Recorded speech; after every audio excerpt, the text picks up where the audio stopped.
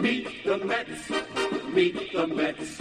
Step right up and greet the Mets. Bring your kiddies, bring your wife. Guaranteed to have the time of your life, because the Mets are really socking the ball, knocking those home runs over the wall. East side, west side, everybody's coming down to meet the METS Mets of New York town. Oh, the butcher and the baker and the people on the streets, where do they go?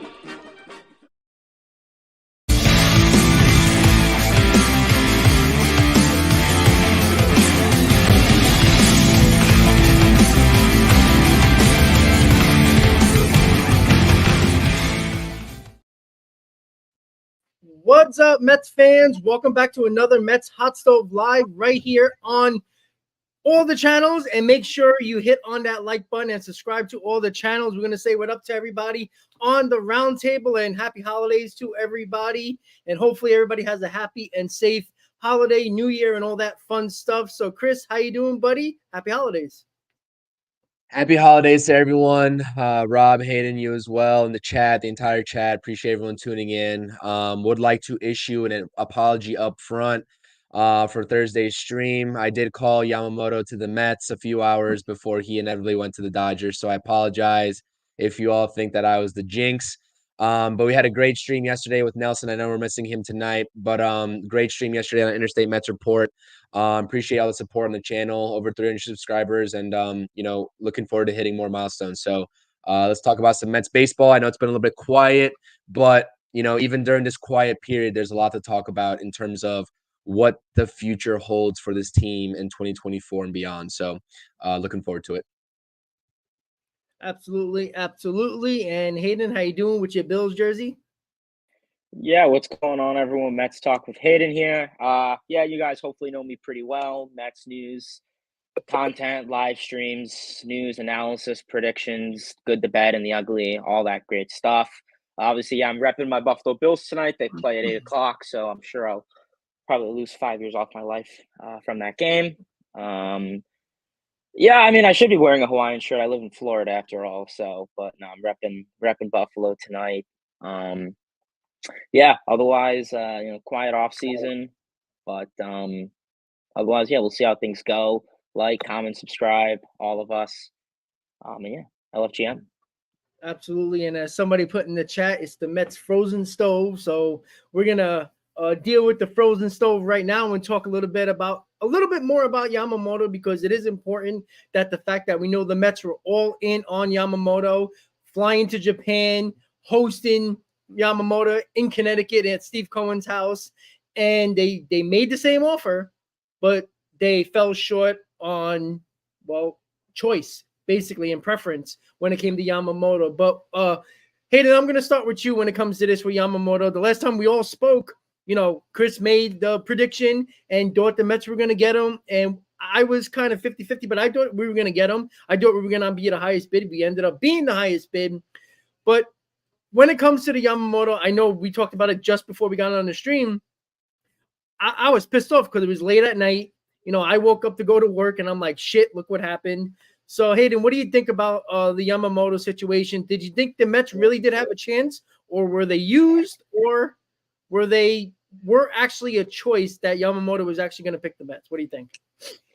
Yeah, it's really unfortunate how everything went down. I think at the end of the day, as soon as Shohei Ohtani had his money deferred, the 680-something million deferred, as soon as that happened, I said, yeah, Yamamoto's theirs. Now they could actually spend one guy and kind of go over somewhat of the luxury tax threshold. As soon as that happened, I knew it was a guarantee that the Dodgers were going to get Yamamoto. In the heat of the moment, I was pretty livid. But after I calmed down like I usually do, I kind of came to my senses. Stearns and Cohen did all they could. They went to Japan. They invited him over to his house for dinner.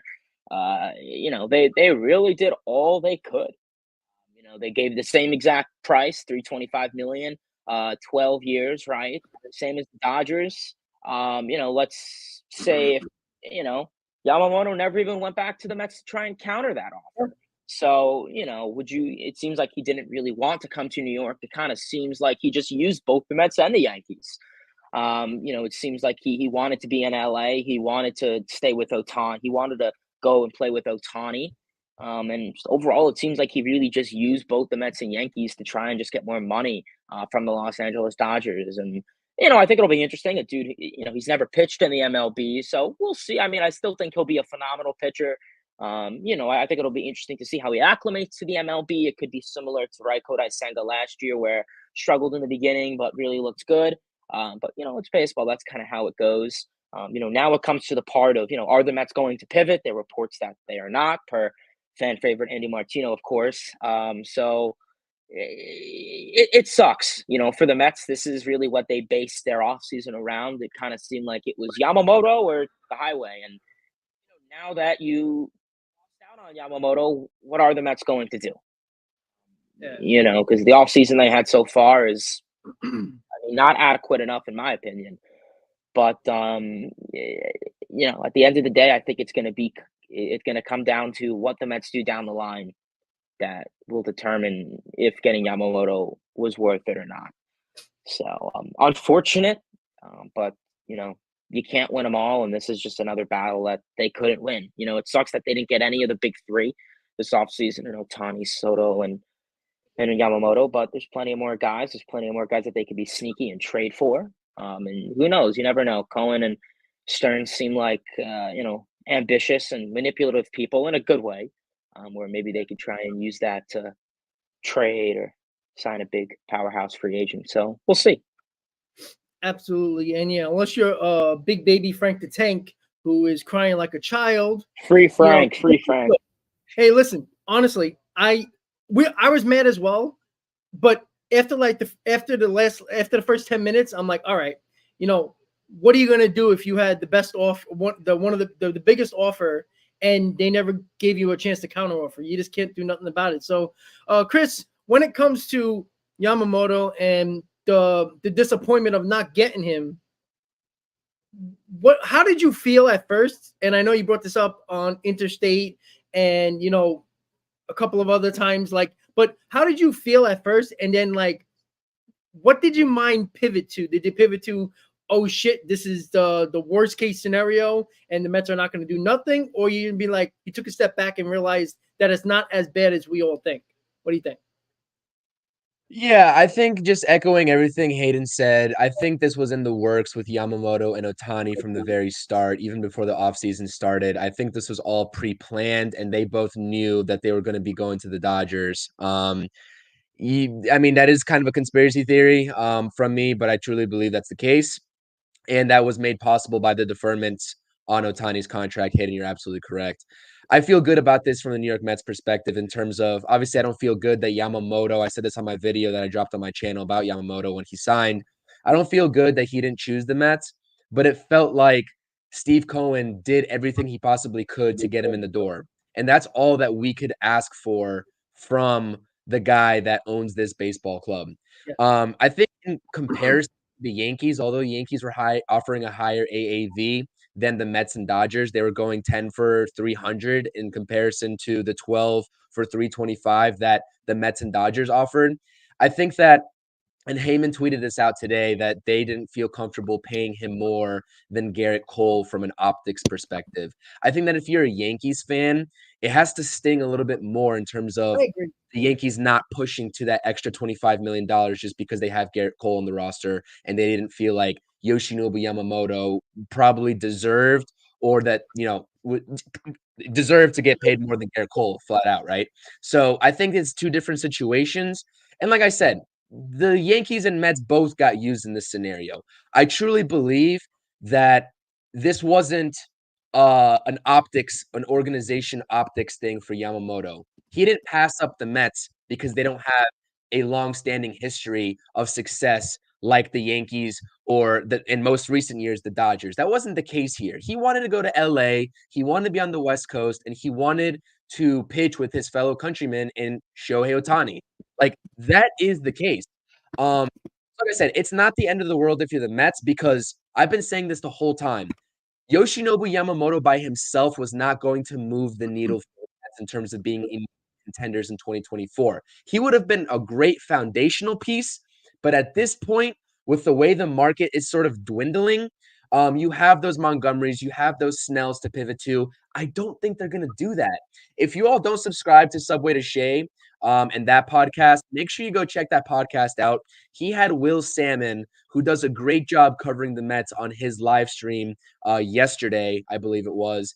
And Will Salmon was basically alluding to the fact that from everything that he's heard, he truly doesn't believe that the Mets are going to offer anybody on the market more anywhere north of three years on any deal. So it really is shaping up to be a transitional bridge year for the New York Mets. Now, the whole entire offseason, I did not think that was going to be the case. Obviously, the Yoshinobu Yamamoto, I guess, contract offer was an exception. He's a 25-year-old phenom. I understand that. But it really is looking like the Mets are prioritizing 2025 here. And I think that we just have to accept that. The Mets forewent a rebuild when Steve Cohen took over this team. I felt like they opened up the pockets and they didn't truly commit to that rebuild, right? And so now you have to take a step back, and that's what we're seeing under this David Stern sort of era. He's been at the job for what, a couple months now, and people are already jumping ship on David Stearns. That's absolutely ridiculous. You got to give him some time. The Mets are in this tricky situation, and I know that everyone's like compete. We got to be World Series contenders every single year. Steve Cohen is the owner. He promised us a championship in 3 to 5 years when he took over. Listen, if you want to be that type of fan and hold into that, absolutely. Circumstances change in professional sports. So like I said, Yamamoto never wanted to be in New York. And quite frankly, the tone that I'm carrying and the perspective that I'm carrying, if any player doesn't want to be a New York Met, then they can go elsewhere. I want players on the Mets who want to put on that uniform and be that guy for the Mets. If Yamamoto didn't want to come here and be that ace in New York in the bright lights of a tough city to play in, then fine, go to LA. Go to LA. Be in the shadows of Ohtani. That's fine. He didn't want to do that. He didn't want to be that guy. And I think we really have to start respecting Kodai Senga and the commitment that he made to the New York Mets, and he is that guy for the New York Mets. So like I said, pivot points, if I had to guess or if I had to put my 2 cents out there, it would be Shota Imanaga. I love Shota Imanaga. I love what he has to offer. Is he an immediate 2? Probably by default, if the Mets got him, he would have to with the way this rotation looks. But he's a solid number 3 on any rotation. I love his craftiness. I love his, I guess, mechanics on the mound. And Rob, we were talking about this on our Twitter accounts the other day when I was talking about watching Shota Imanaga highlights. I love him as a player. I'm just not confident that the Mets offer any pitcher on this market north of 3 years for a deal. Shota Imanaga is going to want 4 to 5 years. Montgomery's going to want 6 to 7 if I had to guess, and Blake Snell's going to want 6 to 7. So who does that leave you with? Lucas Giolito, Michael Lorenzen, Sean Manaea. I don't want any of those guys, but if you have to fill them in, you might have to give a 1-year deal here and there. The trade market's open for interpretation too. I saw LV Live here in the chat. Shout out him tuning into the stream. Dylan Cease is an option. He's got a controllable contract, but it's going to come with a price. When you get a controllable player, a controllable pitcher of Dylan Cease's caliber, you're going to have to give up prospects. So, like I said, that's my 2 cents on it. The overall takeaway here is, for my little rant on Yamamoto, he didn't want to be here from the start. And at that point, if you're the Mets, there's nothing more you can do. Yeah, I tend to agree. And, both of you just brought it up about the starting pitching market, and when it comes to the other free agents and stuff as well. Look, if they are going to not go after the other, the Monties of the world, the Snells, the Imanagas, well, somebody brought it in the chat, Ryu, also Giolito, Lorenzen, guys like that. I was looking at Ryu and I was like, oh, wow, he had a good ERA, decent ERA, 3.46, but he only pitched in 11 games. He was hurt almost the entire year. So, and he's 36 years old. So, people bringing that up and then bitch and complain about Verlander at 40 and Scherzer at 38. I mean, you're going to bring that in? Sure. Okay, well, maybe he'll stay healthy. I mean, he pitches well when he pitches. But yeah, I mean, again, I have no problem with the Mets going after Giolito. We're going to talk about Yariel Rodriguez, who was transitioned to a reliever in Japan. But I honestly think at this point right now, I think the Mets were actually confident that they were going to land Yamamoto. I honestly think, because if you heard the comments from Steve Cohen, I think the way he sounded confident that they were going to get him. Like, I think it was just a situation where Yamamoto was going to be a Met until the Dodgers matched. And I think if they didn't match, he would have been a Met. So, it's unfortunate, but it is what it is. Yeah, Chris. I truly believe, and I know there's some comments about the Mets offering more potentially. They didn't get the chance first and foremost. And even if they did get the chance, it would still be the same situation. The Dodgers have cap flexibility. They would have matched whatever the Mets put out there, which is exactly what Yamamoto wanted in the first place. It's actually a shock to me that he didn't go back to the Mets and get more money and then go back to the Dodgers to get that match to get 350 plus. Because I think the Mets would have done it. They would have went to 350. I personally feel like they would have. But at that point, you're what are you doing at that point? You're just being used and used and used. And how many times are you going to be used before you realize that this player doesn't want to play for your team? Like, there's a cap on it. So that's why, like, I'm happy that he never gave them that opportunity. I'm happy because that just would have been bad news. You know what I mean? A bad opt. Yeah, and William just put up, the New York Yankees and Mets fans need to understand the Dodgers are the next dynasty. What dynasty? Like, honestly, like, I've talked about this for years. They've choked. Look, everybody would like to be in the playoffs as much as the Dodgers, right? What do they won? 15 out of the last 16 divisions, and they have one Mickey Mouse World Championship. I keep on saying that, right? At some point, you got to win multiple, right? The last dynasty, close to a dynasty, was the Giants. Winning 3 out of 5 years. Get Hayden. Yeah, and then another thing I wanted to add on to that is, I mean, that just really goes to validate the case for the Dodgers, where for them it is World Series or bust. I mean, you now have the 3 best players arguably on the planet in Freddie Freeman, Shohei Ohtani, and Mookie Betts. I mean, if you can't win a World Series with that trio, I mean, who else do you need? Barry Bonds and Babe Ruth? I mean, I don't know if we want to talk about this, but everyone's very hypocritical of the Mets, and I'm not trying to go into this door, but everyone was going off on Twitter talking about where's the Dodgers Cohen tax? Yeah, exactly. I mean, that's the other thing. I mean, Steve Cohen and Billy Epler go out and sign, Marte, Canna, Escobar, and Scherzer, and all of a sudden that's not allowed. That's evil. But now the Dodgers could have this new crooked form of a future payment plan of just deferring money, and all of a sudden the Dodgers are intelligent and it's business.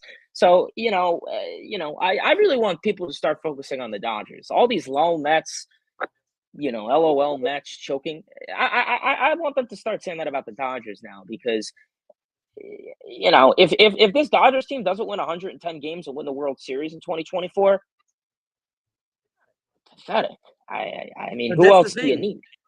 It's not going to happen, though. It's not going to happen. I don't like the media. The NLDS.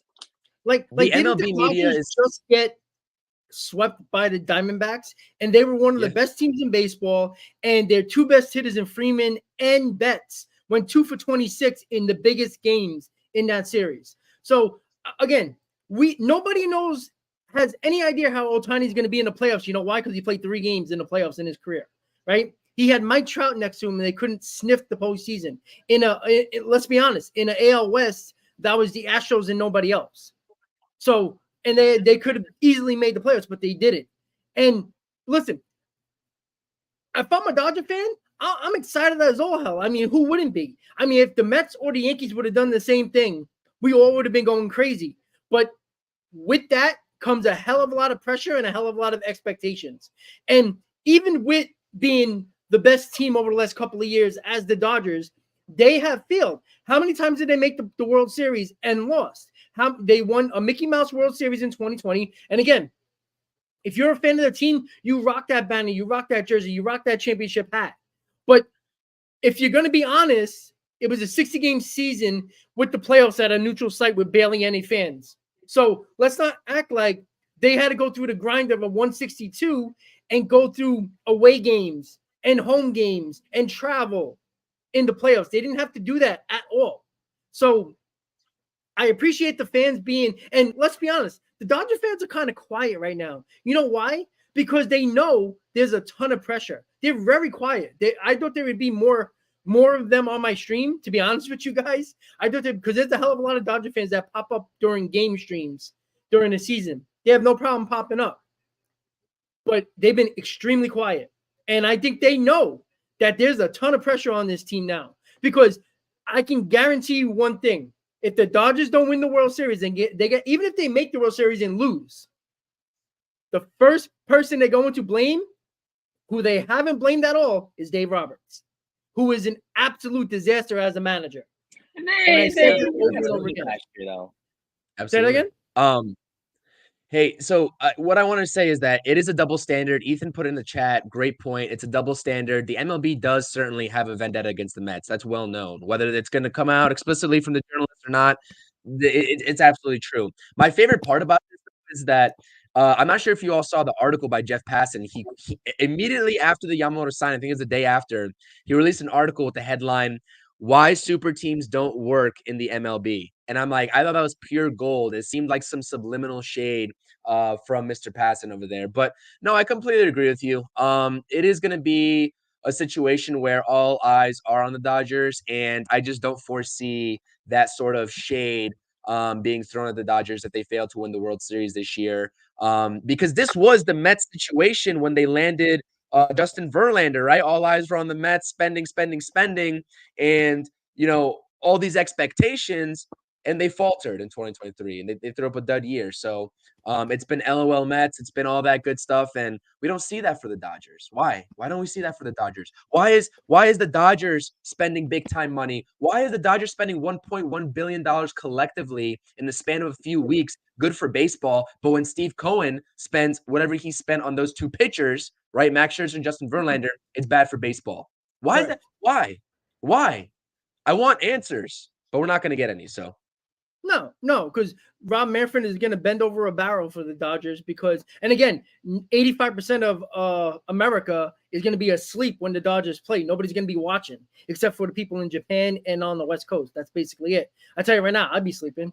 You know, if they're not playing the Mets or on the East Coast and they're on at 7 o'clock on ESPN, because you know they're going to get like 150 primetime games and Sunday night baseball games, I'm not staying up at 10:30 to watch the Dodgers beat up on the lowly Padres and the lowly Rockies and win 110 games and then choke in the playoffs. Like, because that's the only time I watch the Dodgers is in the playoffs. And oh, by the way, for everybody who calls them a dynasty, they have not beaten the Mets since 1988 in the playoffs.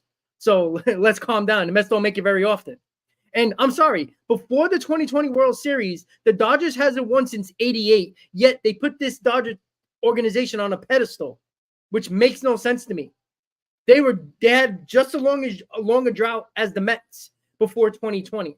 And I said this many times. You guys, Hayden, we've been having streams for a couple of years now. What did I always say since 2020? If the Mets would have won a World Series, would I be wearing the shirt, the hat, the banners? Absolutely. But I would say there's an asterisk on it because it is a Mickey Mouse World Series. It is. Like if you don't want to believe that, then you're just fooling yourself. Because you're just in that fantasy world that it didn't matter that it was on neutral sites. It was basically no travel. And you were basically in a very, very weak NL West that you only played West Coast teams. And the only team that was actually good in 2020 was the Astros. And you faced the Tampa Bay Rays. That tells you more than anything, who always do well during the season and never get any deep in the playoffs. And they were in the World Series you beat. So, and again, fans can be happy. I'm not killing the fans because we would be rooting for the team and being crazy as well if they won. But we would be honest with ourselves and know it's an asterisk. So when it comes to the starting pitcher market, and we talked about it a little bit with the names, free agent wise, we think it's going to be a little bit lackluster. And because of the fact that a lot of reports, Will Salmon, Shea and Sons, and you know, you've seen it leaked out a little bit more. Maybe they go after Imanaga, maybe.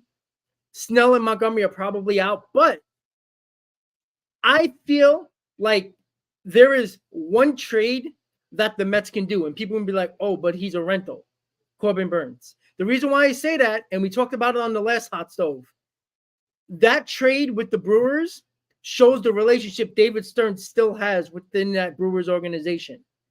You know what that means? That means that he can work out a pretty decent deal with the Brewers And knowing that Corbin Burnes was willing to sign an extension with the Brewers, you would think he would want to sign an extension with the team that trades for him. I don't think he's going to push and worry about free agency. I think he would sign an extension. I think the Mets would actually do it. And I don't think you have to give that much, to be honest with you. I honestly don't believe that. Now, there's going to be competition for him, absolutely. The Yankees you heard a little bit about. I could see you even heard the Dodgers a little bit, which, again, imagine that. But I honestly think the one trade they would actually make is to Corbin Burnes because of the relationship with the Brewers. And I think Burnes would be actually willing to sign an extension if the Mets make that trade. Why can the Dodgers trade for Glasnow on the note that if Glasnow wouldn't sign an extension, the deal is dead? Yet the Dodgers are the only one that can do it? No, the Mets can do that too. And again, the Mets have the prospects to do it and still have a good farm system afterwards, right? There's no reason why, right? We see teams get fleeced all the time and get bent over a barrel all the time in trades. I think Corbin Burnes is probably the one option trade-wise. I don't think Dylan Cease, because he got multiple years left of control, and it's going to cost a lot more. I don't see Dylan Cease.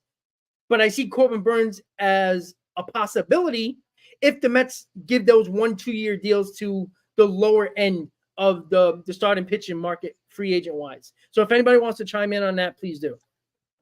I would say that it's not likely, but I certainly agree with you, Rob. I think we've been agreeing on that for a long time now, right? About Corbin Burnes. Yeah. But I think with the whole Yamamoto situation, the way it played out, you said that the Mets felt confident, most likely, that they're going to get Yamamoto.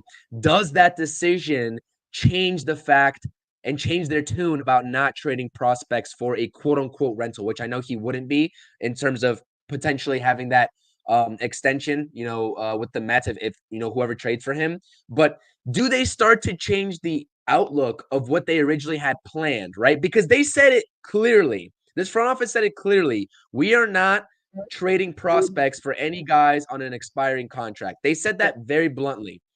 But does the Yamamoto decision change that fact? It could. And I would say that Corbin Burnes, if you trade for him, I agree. The Brewers probably know he's not coming back. So you got to get something for him. Is there a bidding war for him? Probably, but you might come out with a steal of a deal for Corbin Burnes. I completely agree with you. Yeah, see, I see in the comments, Hayden, and I'll get to you in a second. I see in the comments people keep on bringing up Jeff McNeil. I do that in a heartbeat, but the Brewers are not going to take that contract. They're not going to add money to their payroll. They want to shed payroll. So Jeff McNeil doesn't make sense. It's basically a wash with that trade, and then you got to have him for multiple more years. No, you got to give him prospects. That's what they're going to be looking for. Go ahead, Hayden. I'm sorry. Yeah, I know we're talking about Milwaukee Brewer pitchers. I don't know if you wanted me to wait till we go over the plan B for the starting pitching market, but another candidate that is a former teammate because he's a free agent is Brandon Woodruff. I know he's hurt. I know he's not going to pitch at all in 2024, but if you can get confirmation from the Mets medical office that he will be fine to pitch in 2025, that wouldn't be a deal that I'm against. Like I said, if you can get confirmation that in 2025 he will be fully healthy, he could be another valuable candidate. Obviously, he's not going back to Milwaukee. We know that he felt very inadequate about their front office. I don't think it was so much in relation to Stearns. I think Stearns was kind of a lower role during that exact time. But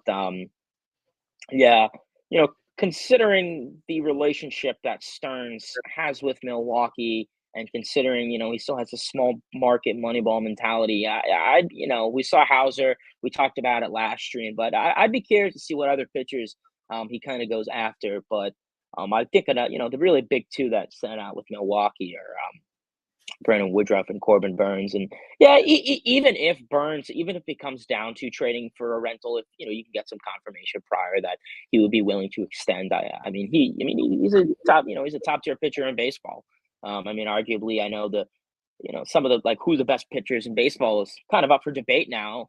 It's no longer DeGrom for the last 3 years, but Burnes is definitely a top 5. So it'd be nice to get some more aces in that role. And we discussed that really in an ideal rotation you really only need 2 aces, and I think getting a guy like Burnes could definitely be that second ace. Yeah, and Explosive just brought up in the comments, Corbin Burns is a free agent. Why didn't you just wait 1 year? You know what you sound like? You sound like a Knicks fan. Chris, you should know that very well, right? Yeah, you can't keep on waiting for these guys to be free agents, because if they are free agents, that means there's more competition.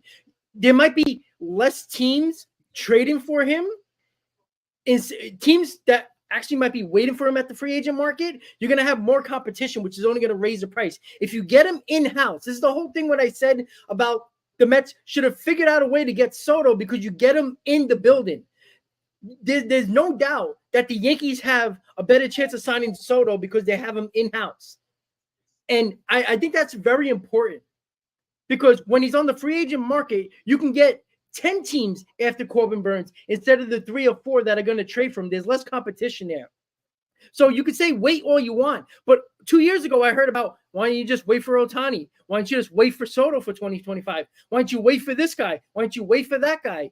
Why don't you wait for 2026 for the next guy? You keep on waiting, you're going to end up like the situation what happened with Yamamoto. I know Yamamoto is different because he was posted, but that's going to happen with more and more free agents, because you see it all the time with top pitching people on the market.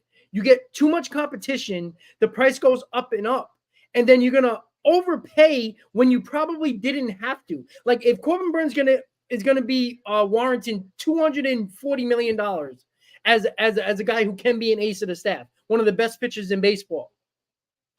If you bring him in and sign an extension, you might save $40 to $50 million. You might sign him to a $200 million contract instead of $250, and that extra $50 million, you can use it for a big bat. You can use it to add on to a Soto contract for his free agency. All that, because you got to remember, guys, we keep on forgetting about Pete Alonso. We got to sign him too. So not only that, you got to keep worrying about Pete Alonso signing and fill up a pitching staff that if you're going to sign 1-2 year deal guys, you're going to have to fill your rotation again next year. And that's the other thing I'm mad about the whole situation about not going after Montgomery, because last time Jordan Montgomery's 30 years old, 31. Is 2025, is he going to turn 40? Is he going to jump 7 or 8 years? Because we talk about, it doesn't fit into the long-term plan. Huh? He's going to be a year older next year. And there's no guarantee that the guys you're going to be targeting, you're going to get. And that's what I don't understand. If you can get a guy now that can help you over the next 3 to 4 years, that's long-term. I just don't understand why people are talking about that like it's like Montgomery's going to be 30 and then they're going to be 38 the next year. Makes no sense. Yeah.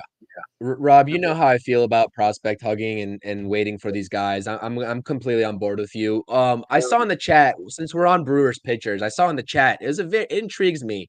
I saw Freddie Peralta and eat Yelich's contract for the Brewers. Honestly, Freddie Peralta is a name that kind of intrigues me. I mean, 3.86 ERA, pitched 165 innings. The innings does scare me because he's only pitched over 100 innings in 2 seasons with the Brewers. But he's on a 5-year, $15 million contract. If I read that correctly on Spotrac, that is absolutely insane. And he's pretty consistent with his numbers as well. So honestly, Yelich, I know he's making probably more than what he should be right now.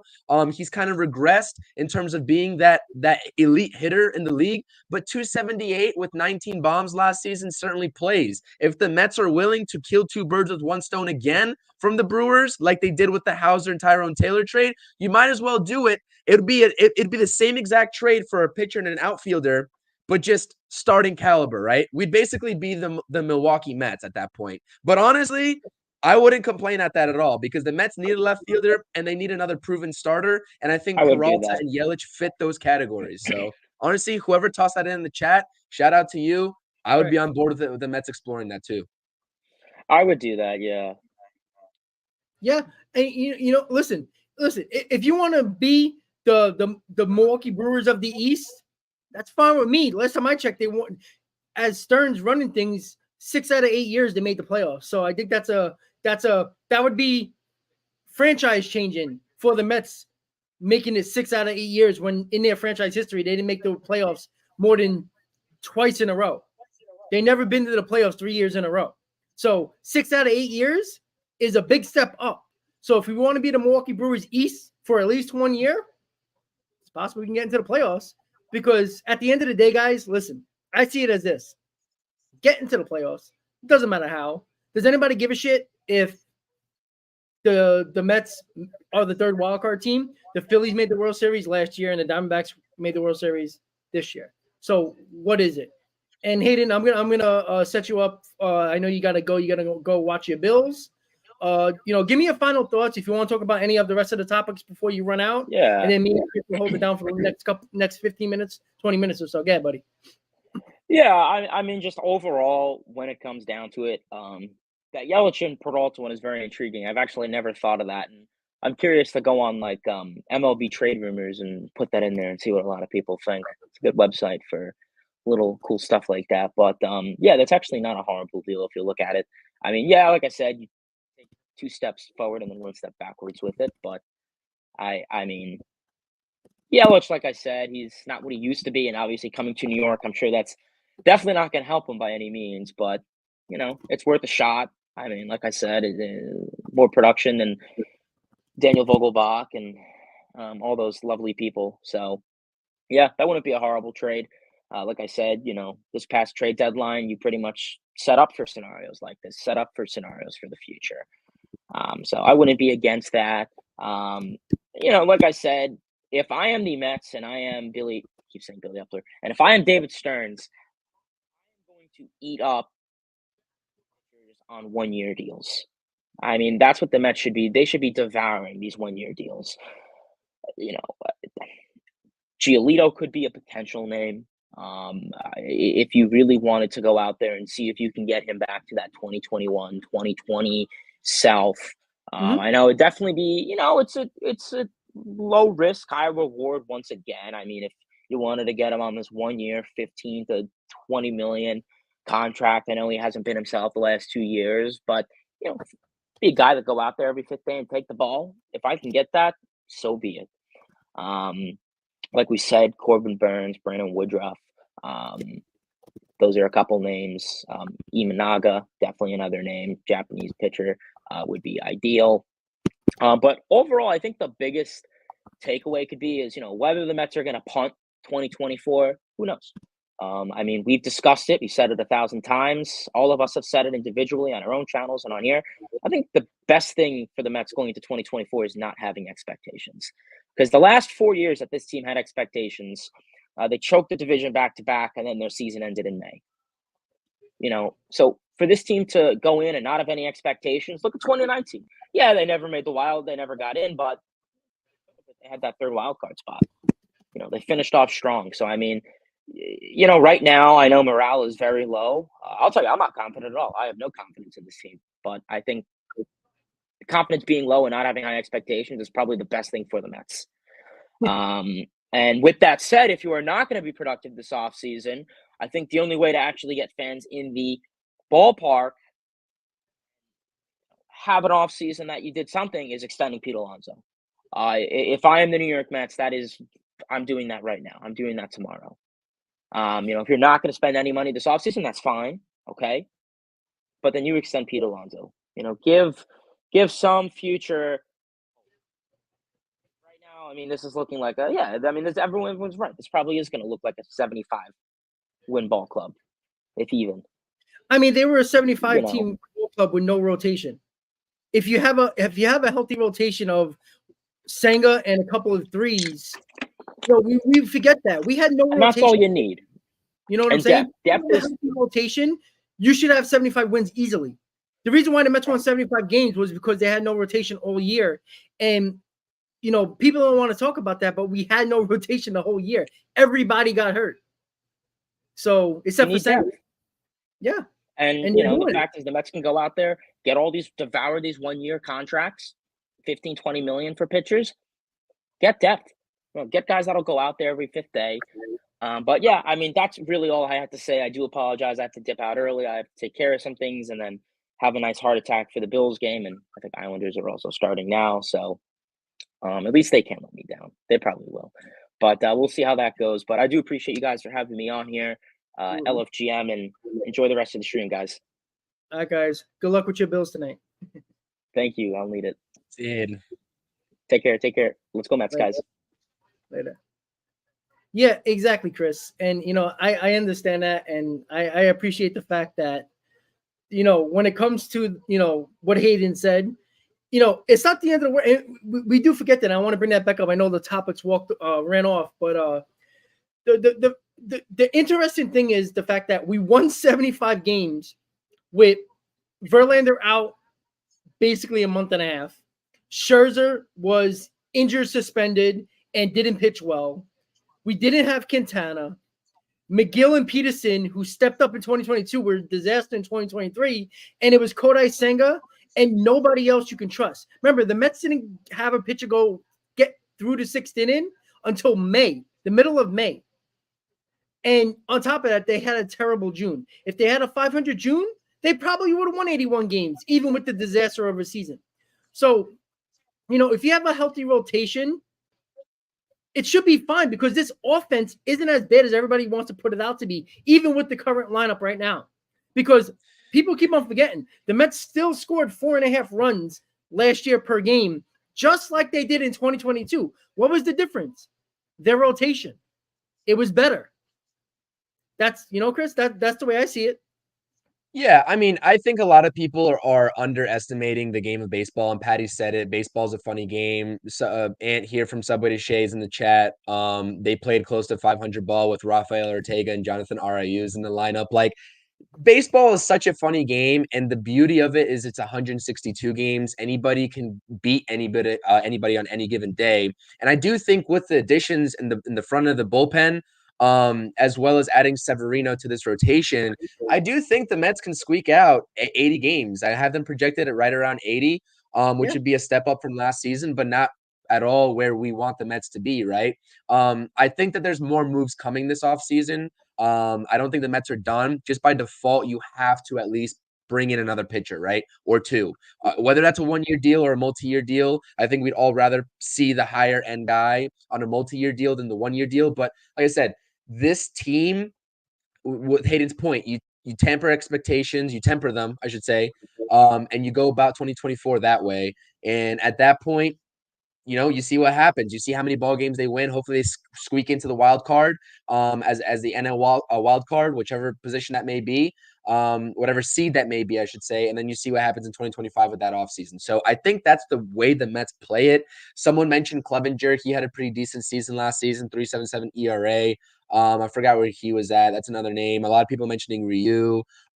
There's options out there for the Mets, right? It's just like, we know which option we're going to like versus which options we don't like. And it really is up to the Mets to decide how they want to play it. But just the overall nature of this roster, the way that it is right now, the Mets can't afford not to make any other moves in the offseason. They don't have a complete roster. Like, there's holes by default that you need to fill there. So I agree with you. I agree with Hayden, what he said. I think this team right now, as currently constructed, can win 80 ball games. If you think I'm crazy, I don't know what to tell you. I just think the nature of this game and the longevity of a season is one that you can produce a solid team by adding these guys that the Mets have added and squeaking out ball games left and right. And like you just said in 2023, what was the situation with this team? All the injuries in the rotation. Verlander not performing up to expectations for a little bit there. Max Scherzer certainly not. Quintana was hurt. Kodai Senga was off to a rough start at the very beginning, and then he turned into an elite pitcher. All that considered, and they still won 75 games. So I don't know, man. I think that we're overreacting just a little bit. I think people in the chat, for the most part, are overreacting just a little bit. And I definitely respect the opinions because, like I said, I'm not happy with this team and the way it currently stands either, just like you all aren't. This is not what I expect when I think of Steve Cohen-led Mets.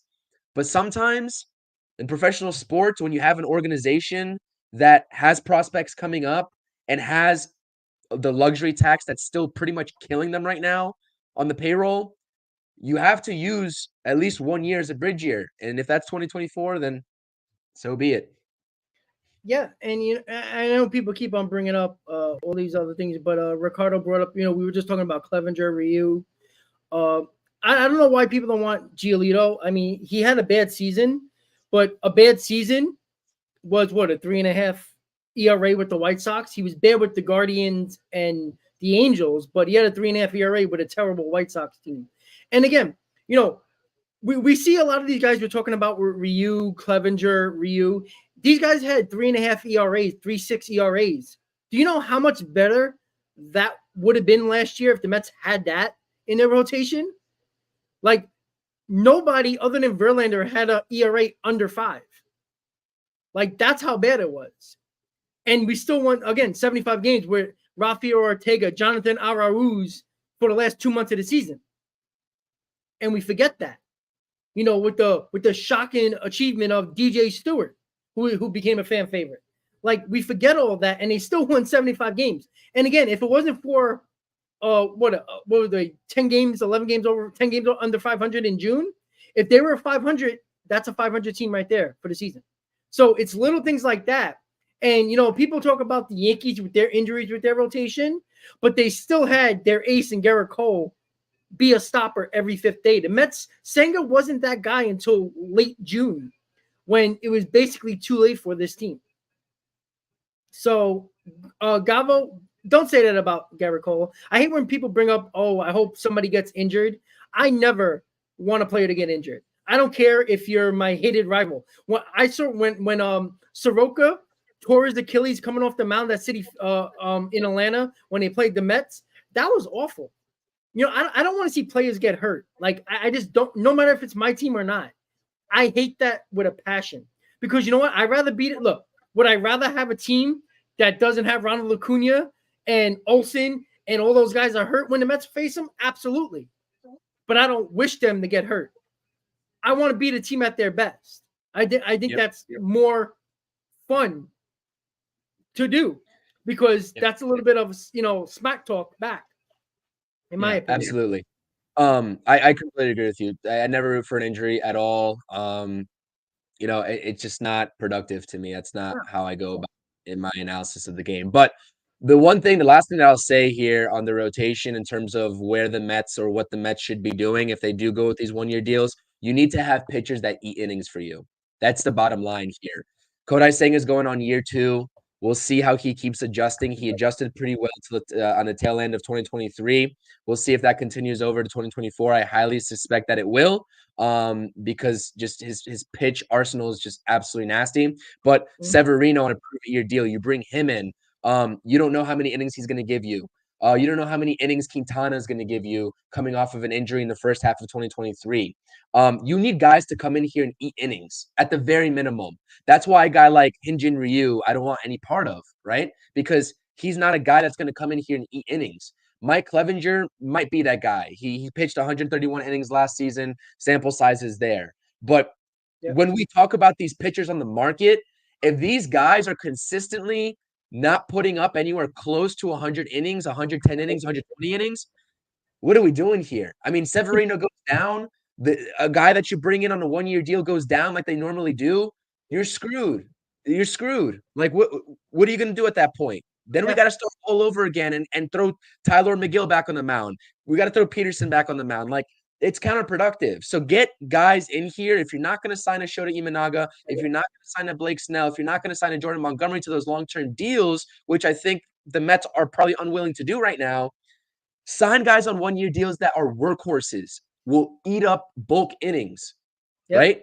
I agree. And I think that's why I like Joey Lucchesi in that long man role, because if anything happens in the front of the ball game, Joey Lucchesi has the capability to go out there from the bullpen and toss you five innings if you need. So it's a perfect setup. Trevor Williams 2.0. So I think that's what a lot of people aren't understanding here is that if the Mets do go the route of just giving out these 1-year deals to fill in the rotation, they want guys that are going to throw bulk innings. I know the exception to that is Luis Severino because he hasn't been that. But like I said, hopefully that turns around. And the Mets are in actually a perfect position. Like Luis Severino, if he goes back to old Luis Severino, the Mets have first dibs on extending him. If he doesn't, he walks, right? They let him walk. So that's the beauty of these 1-year deals, man. Yeah, and I know people bringing up the same thing in the chat as well, and I agree with you, Chris. But they're what Ant was saying about get a couple of twos and threes. Twos and threes got most of the teams that you saw in the playoffs. Like the Phillies, who had their best ERA? Zach Wheeler, and 3.45. Everybody else was over that, and they got into the playoffs pitching wise. So again, you can make the playoffs with a couple of twos and threes that are pitching to a 3.5, close to a 4 ERA, because that's what baseball is now. It's just that simple. It's just that simple. And Adam, I want to give you credit as a Dodger fan. The Mets are doing the Dodgers model. See, the Met fans are killing the Mets this year by not going after big-time free agents, a little bit of a transition year when it comes to picking up guys on 1-2 year deals. The Dodgers did that last year. They signed one guy that was known. That was JD Martinez. They let Turner go, right? Nobody bitched and moaned about that when they were saving all their coins for this offseason. And they did it. And there's no problem with that. And Adam, I appreciate you as a Dodger fan, one of the smart ones that finally came on this channel and actually showed some sense. That's what they're doing. And Cohen talked about it. Dodgers East. That's what he talked about. And that's what he's doing. The Dodgers, when the Guggenheim group took over the Dodgers, they signed a lot of high-priced veterans to build up their farm system without trading. They did that for the first couple of years. It didn't work out very well. They made the playoffs a couple of times, but it was actually a disaster. But they were doing it for a reason, to build their farm system through trading veteran guys at deadlines and having good drafts. The Mets are doing that now, exactly what the Dodgers are doing. If you don't know that, look when the Guggenheim group took over. They're doing exactly the same thing. Just because the biggest problem was Steve Cohen tried to win right away, and it kind of put everybody in this whole higher standard right away, when it just hurt us going over the next couple of years. But again, the Dodgers did the same thing. They signed veterans, high-priced veterans, and that is the issue that I don't think people are talking about enough, Chris. That's what the Dodgers did, and the Mets are trying to do the same thing what Steve Cohen talked about. Yeah, I mean, you're never going to hear that, though. I mean, unless it's from a Dodgers fan himself, an objective Dodgers fan, you're not going to hear that from the media, because that's not what the media wants to push surrounding the Mets and Steve Cohen. It's just the same thing as what their tune is on the Yamamoto situation. It's just that's the fact of the matter. But you're absolutely right. It is kind of a Dodgers model 2.0. Absolutely right. Another thing I see here in the comments, I know that we're kind of just doing like a Q&A at this point. We'll talk about Yariel Rodriguez, and we'll do Justin Turner versus JD Martinez, etc. I don't want any part of Evan Longoria. Like, if we're talking about 1-year deals here for these pitchers and filling out this rotation, and you're telling me and you're going to sell me on a bridge year, well, isn't a bridge year a perfect time to figure out what you have in Brett Baty? Isn't that the perfect time to make a decision on Brett Baty and not to platoon him and give him the full chance to be that everyday starting third baseman, whether he fails or succeeds? If we're talking about 1-year deals here for the rotation, why are we getting Longoria to platoon with one of the Mets, like, I'm not going to say top prospect, because obviously he's been a dud up until this point, but like a very hyped prospect coming up? We're not platooning him. No, we're not platooning him. And if Justin Turner comes to the Mets on a short-term deal, we're not platooning him at third base either. That is Brett Baty's position. That's where he's going to play. And if he succeeds, great. We don't have to address third base in the 2025 offseason. If he doesn't, then we do. Then we do, because Alex Bregman may or may not get an extension with the Astros. He'll be on the market. And you have all other types of trade candidates, et cetera, on the league. I don't want to hear this Brett Baty platoon crap. I'm sorry. If that's your take, that's your take. I respect it, but I can't get on board with that, man. Brett Baty's the third baseman. Yeah, and I think the Mets are going to do that. I think if they sign Turner or JD Martinez, we'll talk about the DH right now. I mean, either one, I'm okay with. I'm not going to go crazy saying one's better than the other. Obviously, Martinez had really good numbers, but Justin Turner wasn't far behind. He was far behind in home runs, but RBIs are right there. Turner is a run producer. JD Martinez is a run producer. I don't mind each one. The only thing I like about Justin Turner a little bit more is that you can play him on the field a little bit if you need that veteran presence. For a couple of games, if Beatty is struggling, sit him down for a couple of games, just give him a breather. You can throw Turner in there. Like I said, look, if tomorrow the Mets sign JD Martinez, I'm hell yeah, let's go. But I'm not expecting what JD Martinez did with the Dodgers last year. I'm not. If you expect that as a Mets fan, then you're an idiot. I'm sorry, you are. And the same thing with Justin Turner. Justin Turner had 23 home runs and 96 RBIs. I'm not expecting that. Give me 20 home runs and 80 RBIs. That's a hell of a lot better than half the Mets team and offense last year. So I'm okay with either one. I don't know, Chris, if who would you rather prefer? I mean, I'll take Justin Turner. I mean, when I think about Justin Turner, I think about an all-fields hitter. I know he's 39 years old. He's not going to be playing probably the field too often, but he has that capability, right? Like you just said. Not platoon, but if Brett Beatty needs a day off or two, then you throw him out there, right? He has that capability. He can also play a lot of first base. If Pete Alonso wants to be the DH for a couple of games and he needs a break, then you go and throw Justin Turner out there at first base. So I think he's a little bit more versatile in that aspect, but also just the type of hitter that he is, an all-fields hitter that'll get you around 20 to 25 home runs, I think plays for the New York Mets on a one-year deal. If he wants 2 years, I'm kind of questioning at that point because I'm not going beyond 1 year for Justin Turner and JD Martinez. And with the type of seasons that they had, even given their age, I mean, their agents, you got to think they're probably asking for 2 years, right? 2 years, yeah. I mean, yeah. But so who would give that? Martinez with the back problem and Justin Turner up there in age.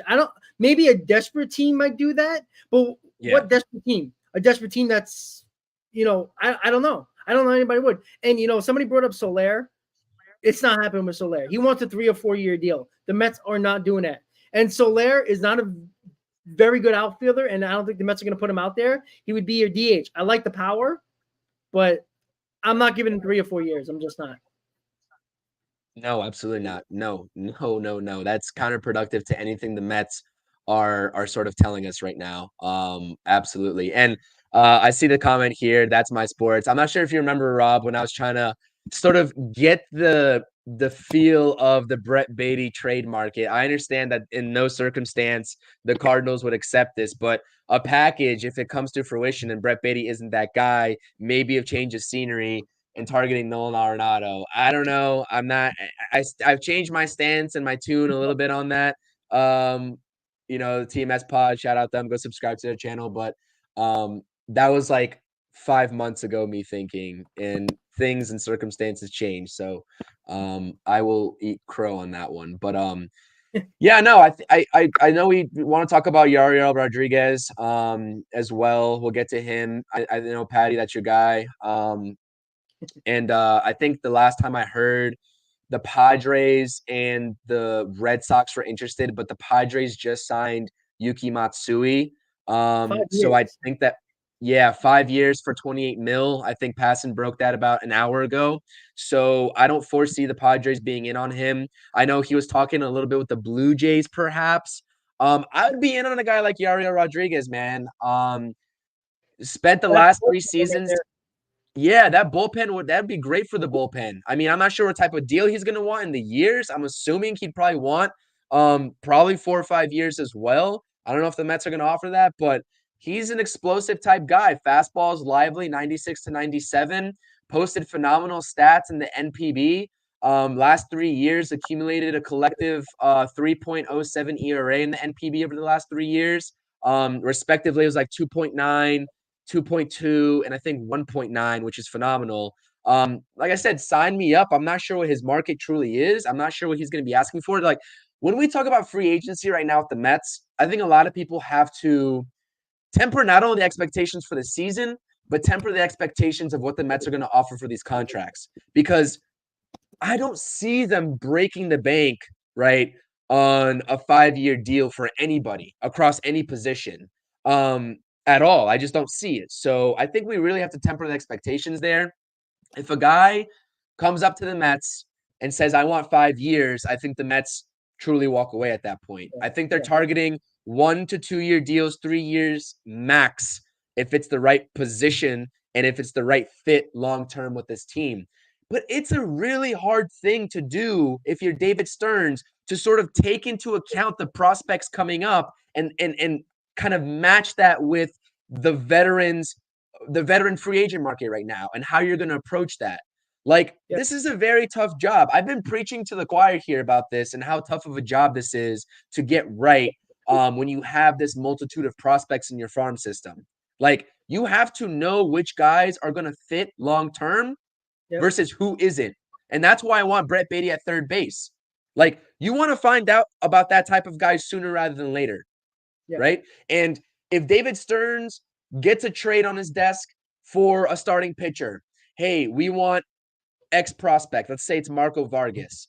And, the Mets are like, no, we want to give you Colin Houck instead, right? This is just hypothetical. I'm just saying this is hypothetical because we have a multitude of infield prospects, shortstop specifically.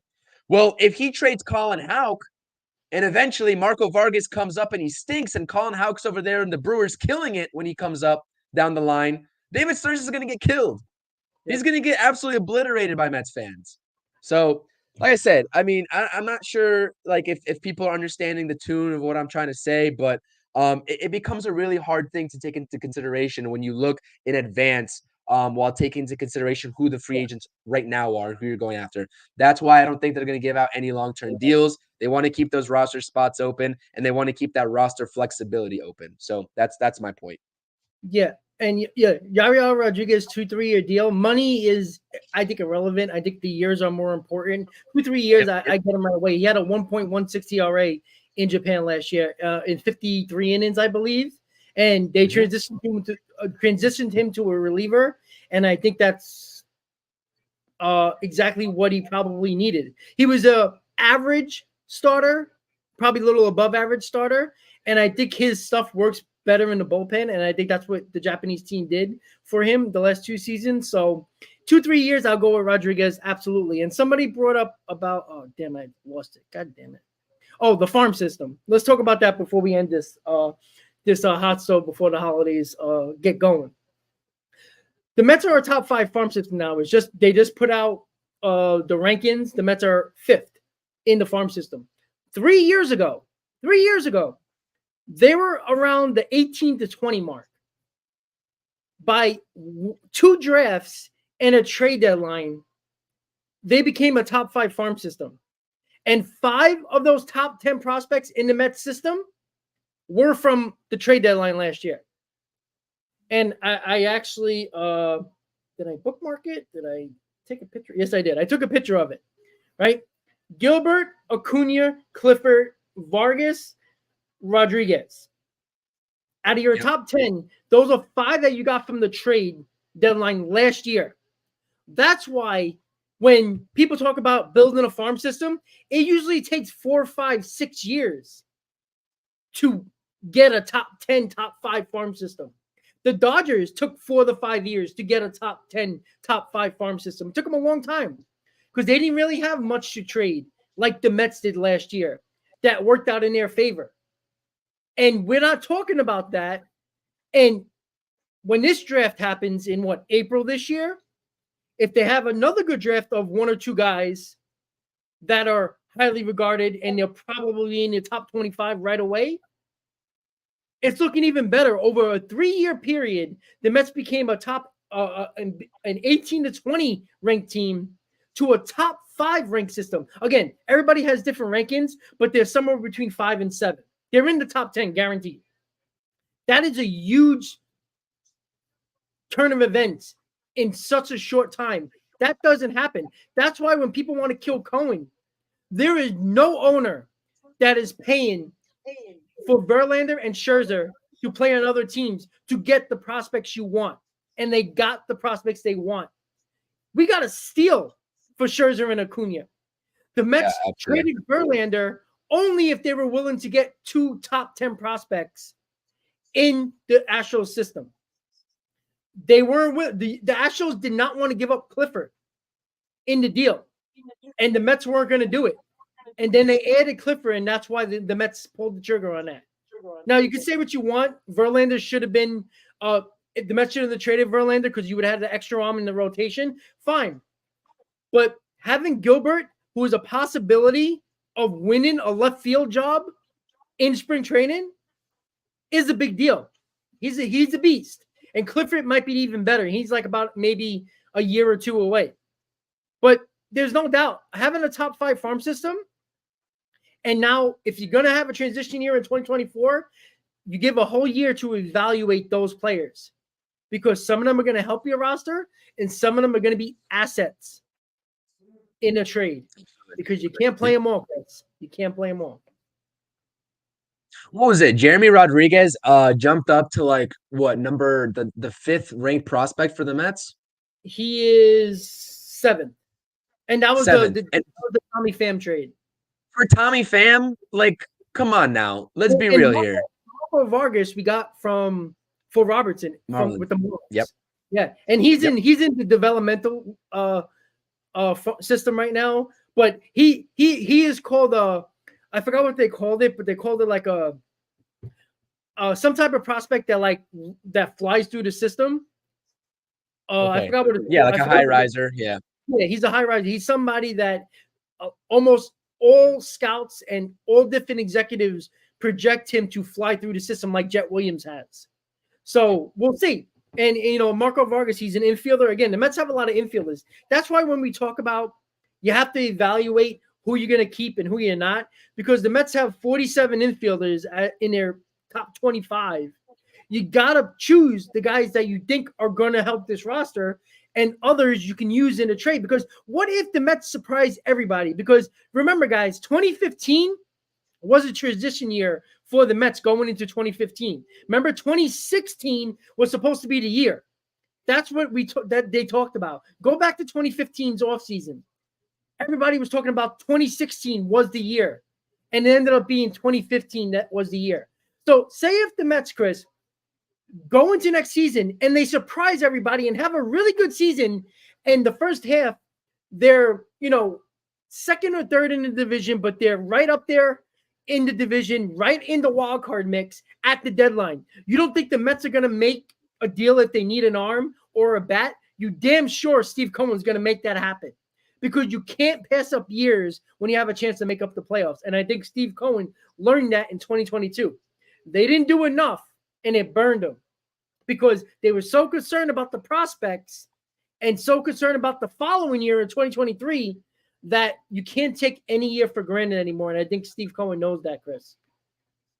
Yeah, absolutely. And I mean, it would be an interesting kind of scenario that you just mentioned if they're competitive at the deadline. Like, what type of contracts would they give up these prospects for? Would they be going in on rentals, or would they still hold true to maybe a little bit of controllability of those contracts, which I don't think rarely happens at the deadline? But I mean, Burns might be there at the deadline, right? If you're in it. Yeah. And honestly, though, I think the gloves are off if the Mets are in a position at the deadline. Because remember, the deadline's a little bit later now. It's August 1st? So you'll have a little bit more understanding. You got 2 months left of the season. If you're in a playoff position, or at least right near it, I think the gloves are off. I think if you can get that bat, whatever the Mets might need, we don't know. Say if the Mets offense is perfectly fine, they get a Martinez or Turner, and they're scoring 4.5, 5 runs per game, but the rotation still is missing something. You're going to tell me that a rental is not going to cost as much at the deadline as it is going to cost in the offseason right now. Corbin Burns, who might cost 3 top 10 prospects now, might only cost 2 at the deadline. That's a huge difference. And I think they would strike, because I think David Stearns is the type of guy that is not stupid, and you're not going to pass up a chance of making the playoffs, even if this is the transition year, because you see it all the time. You think the Diamondbacks were looking at the deadline or going into the season thinking that, when we get to the deadline, we're going to trade some prospects to get some veterans in here to help us make a playoff run? A team that was barely hanging on to a third wild card. Things change. Plans change. If the Mets have a surprising season in the first half, which most of us don't believe that, but if they do, because shit happens, it's baseball. We've seen what the playoffs entail now. The best teams don't always win. It's the team that gets hot at the right time that goes on that run, i.e. the Phillies last year, i.e. the Diamondbacks this year. Remember, Yep. a 90-win team and an 84-win team were in the World Series last year. The Rangers and the Diamondbacks. Chris, I think plans change. And I don't think David Stearns is stupid enough to just sit back and say, well, let's see what happens. Because you do that and you plan for 2025 or 2024, guess what? Or 2025, excuse me. Guess what? You might not get everything on your Christmas list. Speaking of Christmas. You know what I'm saying? Yeah, you're absolutely right. I completely agree with you there. I think there was, I mean, the situation in 2022 it is what it was. In hindsight, right, before that trade deadline happened, obviously I agree with you. But when you look at it afterward, in terms of who was producing, in terms of who was moved around the league, I don't really know like who would have moved that needle for the Mets in 2022. But that's in hindsight. We're not here to talk about 2022.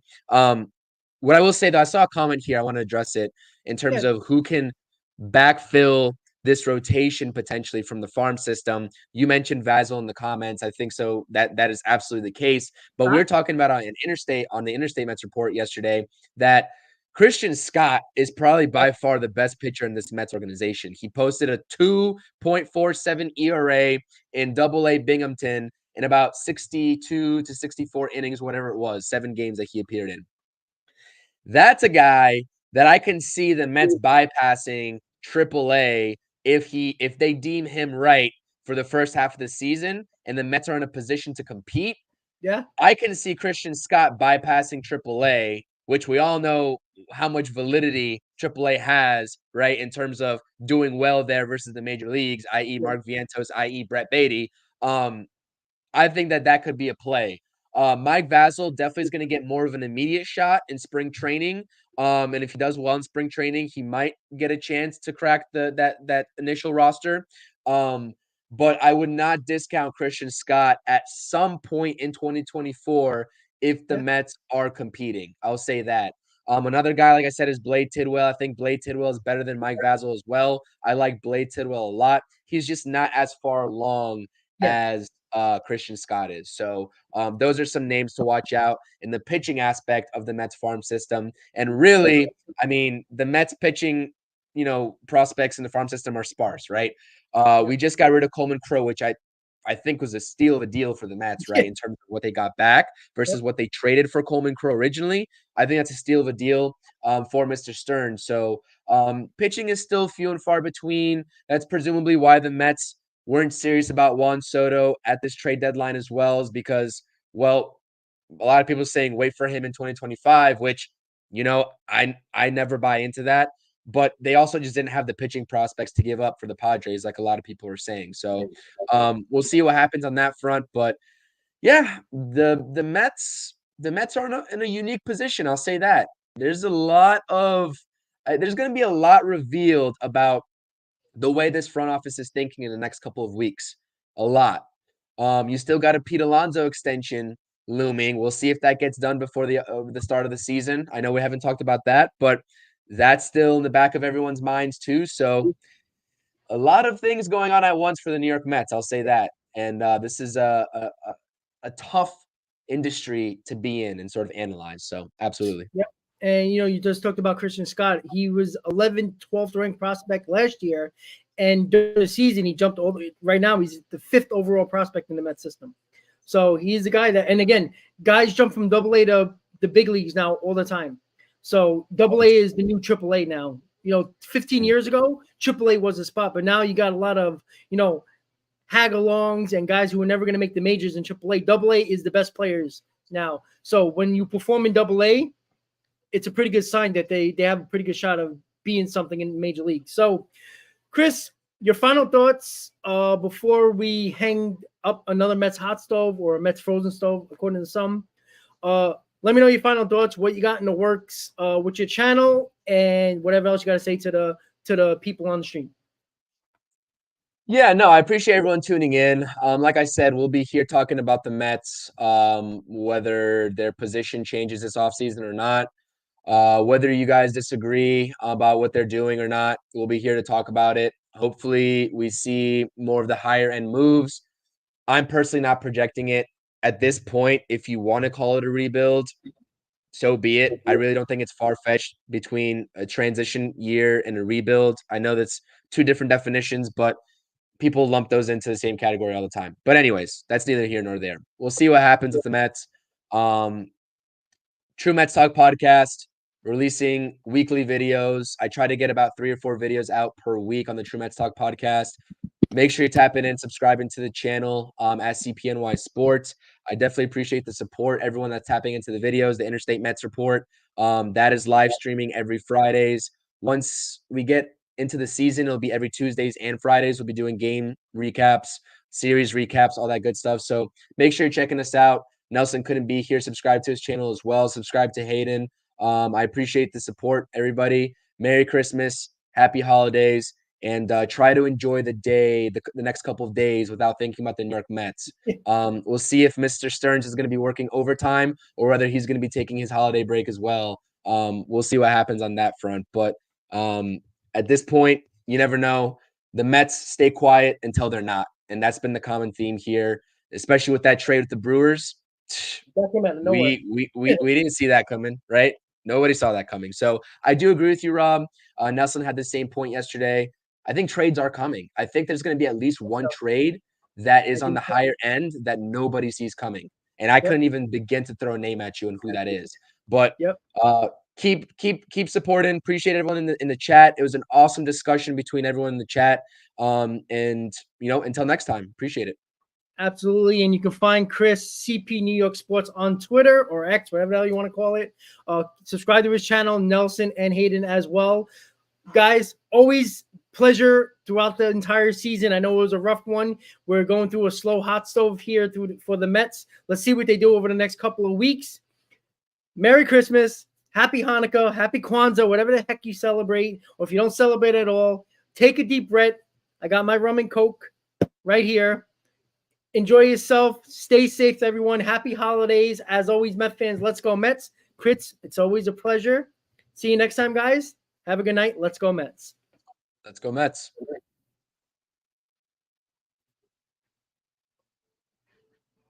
Where do they go? To meet the Mets. Oh, they're hollering, they're cheering, and they're jumping in their seats. Where do they go? To meet the Mets. All the fans are true to the orange and blue.